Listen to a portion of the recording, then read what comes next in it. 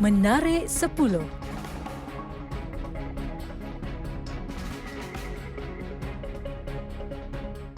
Sudah menjadi lumrah, mungkin ramai antara kita yang takut akan ketinggian.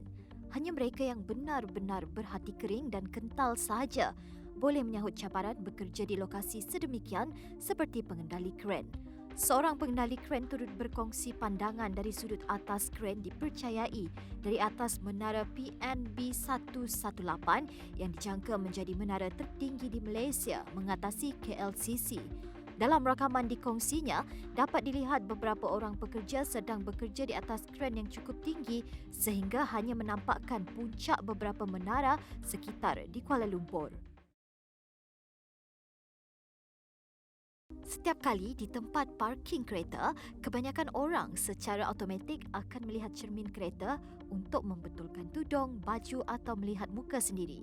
Sama seperti yang dikongsikan seorang gadis di sosial media apabila seorang lelaki kantoi menumpang cermin keretanya. Dia dan rakannya yang berada di dalam kereta hanya mampu melihatnya dan kemudian menurunkan cermin kereta itu untuk menegurnya. Meninjau di ruangan komen, rata-rata netizen turut sama terhibur melihat telatah lelaki tersebut yang malu selepas ditegur gadis terbabit.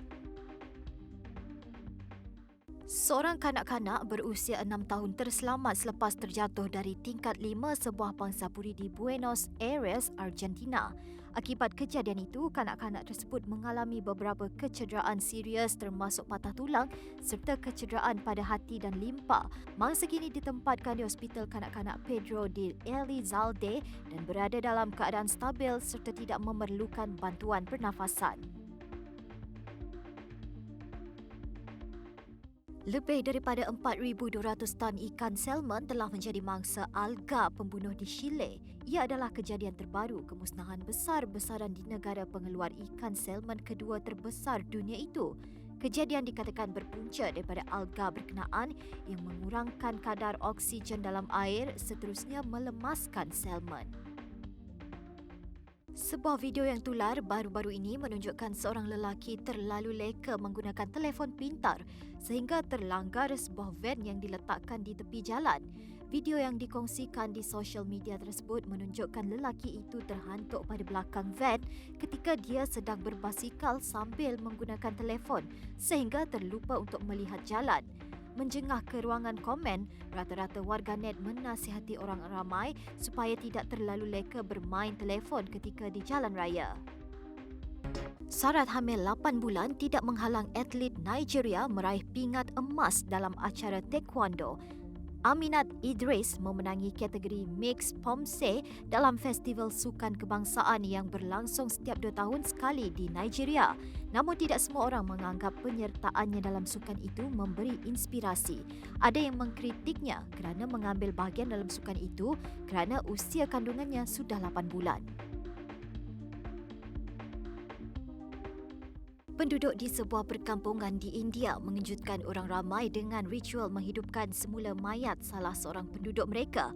Menerusi rakaman tersebut, penduduk tempatan dilihat berusaha menghidupkan kembali Rabi Nahak yang dipercayai baru saja meninggal dunia.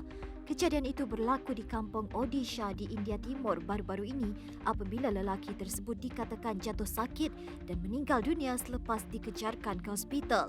Walaupun ritual tersebut dilakukan beberapa kali, penduduk kampung masih tidak berjaya dalam usaha mereka untuk menghidupkan kembali lelaki itu. Orang ramai selalunya dinasihatkan untuk tidak menghampiri gajah kerana bimbang diserang haiwan itu. Tetapi berbeza pula situasinya di perkampungan di daerah Aceh apabila seekor anak gajah liar dilayan seperti haiwan peliharaan. Gajah liar itu dilihat sangat jinak dan mesra dengan penduduk kampung apabila gajah liar yang diberikan nama Yuyun itu akan datang bersama-sama ibunya apabila dipanggil.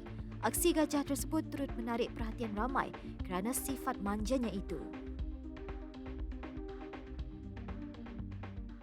Seperti kisah dongeng Snow White, seorang remaja perempuan dari Banjarmasin, Kalimantan Selatan, Siti Raisa kini tidur berterusan hampir seminggu. Bapanya Mulyadi berkata, Raisa pertama kali disahkan menghidap sindrom tidur berterusan ketika berusia 13 tahun. Keluarga yang risau dengan keadaan Raisa yang kerap tertidur sehingga berhari-hari mendorong mereka membawa gadis itu ke hospital untuk rawatan. Namun doktor tidak menemui apa-apa penyakit dan tanda pelik. Keadaan di sebuah acara Ratu Cantik menjadi tegang apabila Ratu Cantik Puspika De Silva yang dinobatkan sebagai pemenang MRS Sri Lanka 2021 awal minggu ini meninggalkan pentas dengan tangisan setelah mahkotanya dirampas. Sejurus selepas Puspika menerima mahkota itu, Caroline Juri yang merupakan pemenang MRS Sri Lanka pada tahun 2019 merampas semula mahkota itu dari kepalanya dengan dakwaan dia tidak layak menerima anugerah itu kerana statusnya sebagai seorang janda. Puspika terpaksa pergi ke hospital untuk merawat kepalanya selepas dikasari Caroline dan telah mengambil tindakan undang-undang. Mahkota dan gelaran MRS Sri Lanka juga dikembalikan kepadanya sementara Caroline ditahan oleh pihak polis untuk siasatan. Menarik 10.